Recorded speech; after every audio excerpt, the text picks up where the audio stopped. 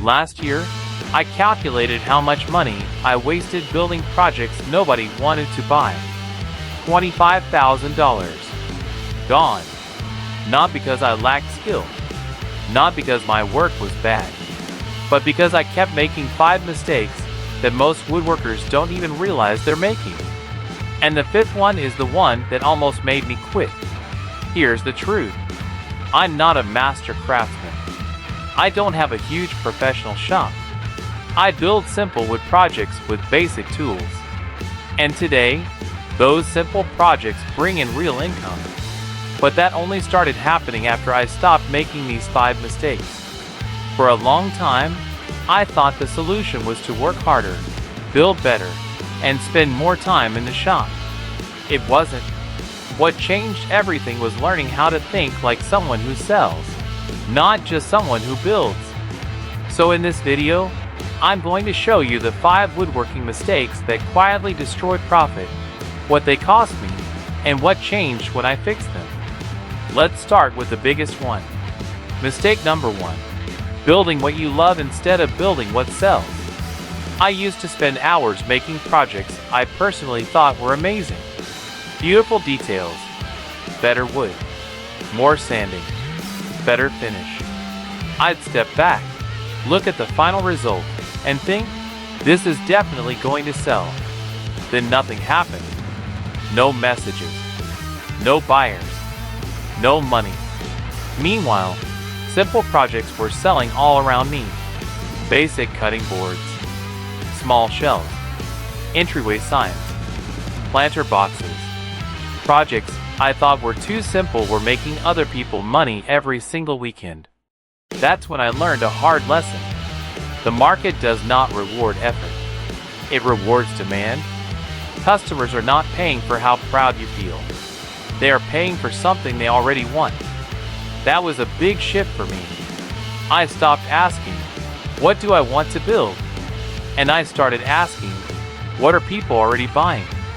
Now before I build anything, I check the market first. I look on Facebook Marketplace. I look at local listings.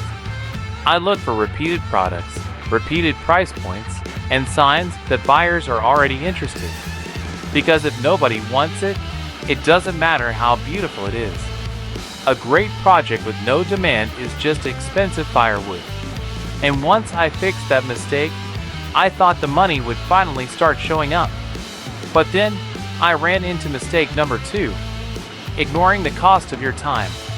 This one is brutal because it tricks you into thinking you're profitable when you're not. In the beginning, I only looked at material cost. If a project cost me $12 in wood and sold for $45, I thought I made $33. That sounded great. Until I realized it took me 6 hours to build. 6 hours. That's $5.50 an hour.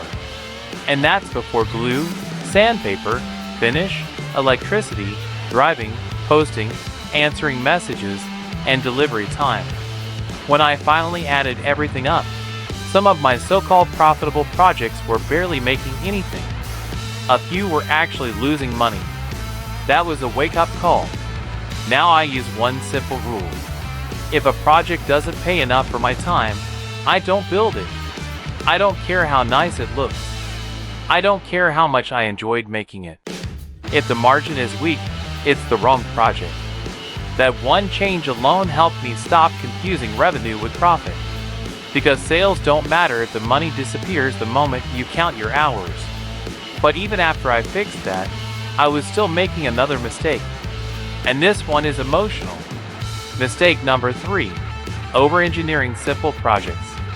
This is where a lot of woodworkers sabotage themselves.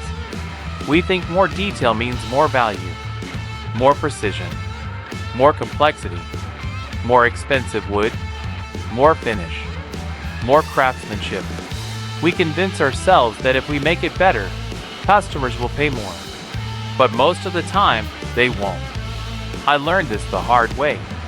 I made simple versions of projects and complex versions of projects. And over again, the simpler ones sold faster.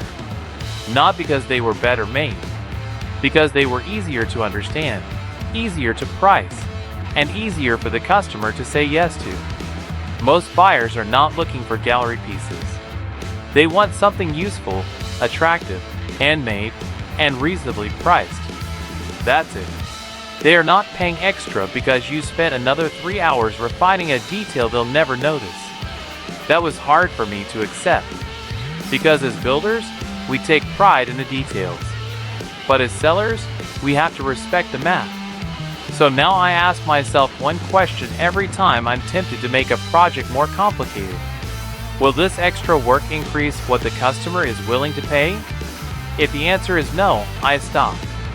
Simple projects with strong margins beat impressive projects with weak margins every time. Now the first 3 mistakes cost me money quietly. But mistake number 4 is the reason many people never make money at all. Waiting until everything is perfect before you start selling. I wasted so much time doing this. I told myself I needed better photos. I needed a better setup. I needed more inventory. I needed a logo.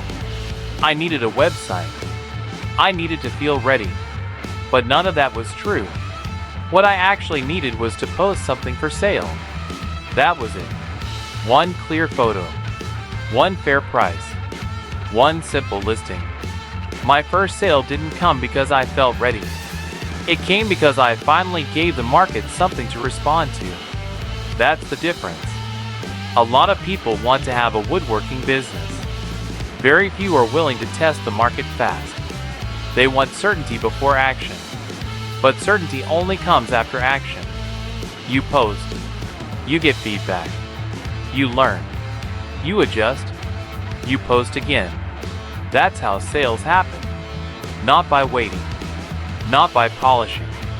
Not by hiding in the shop until everything looks professional. The people who sell are usually not the people who waited the longest. They're the people who got into the market the fastest. And that brings me to mistake number 5. The one that nearly made me quit. Trying to be a craftsman instead of a business owner. This was the hardest lesson of all. Because I genuinely love the work. I love building. I love improving. I love making things better. But there was a period where I spent night after night in the shop, working hard, getting better, producing pieces I was proud of, and still not making real money. That's a dangerous place to be. Because from the outside, it looks like progress. You're busy. You're learning. You're producing. But financially, nothing is changing. And eventually, you have to face the truth. You did not start this to become better at sanding. You started this because you wanted income. You wanted freedom. You wanted something that could actually pay you back. That was the shift for me. I stopped asking, how do I become a better woodworker? And I started asking, how do I become more profitable? That changed everything. I simplified my product line. I focused on projects with proven demand. I built faster. I tracked numbers. I paid attention to margin. I stopped chasing perfection and started chasing repeatable sales.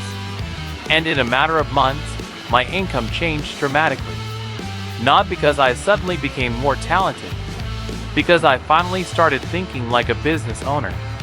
That is the real difference. A hobbyist builds and hopes someone buys. A business owner studies what sells and builds on purpose. So let's recap the 5 mistakes. Building what you love instead of what sells. Ignoring the true cost of your time. Over-engineering simple projects. Waiting for perfection before selling. And trying to be a craftsman instead of a business owner. If you fix these 5 things, your woodworking changes. Not just creatively, financially, because the problem is almost never that you can't build. The problem is that you're building the wrong thing, pricing it the wrong way, or approaching it with the wrong mindset. And the good news is, that can be fixed.